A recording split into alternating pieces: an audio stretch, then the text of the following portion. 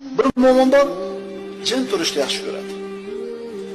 Yana bittasi bor, sergaproq bo'ladi.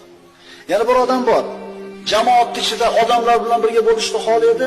Yana bir mo'min bor, yolg'iz turishni xohlaydi. Bir mo'min bor, tashqi ko'rishiga nihoyatda chiroyli e'tibor berib, kirtin yuradi. Kimdir? Umuman qaramaydi ustiga. Bu Alloh taolo insonlarning tabiatiga joylangan narsa. Shuning uchun payg'ambarimiz sollallohu alayhi vasallam aytadilar: odamlarning mana shunga o'xshagan fe'l atvorlarida aralashib yuringlar.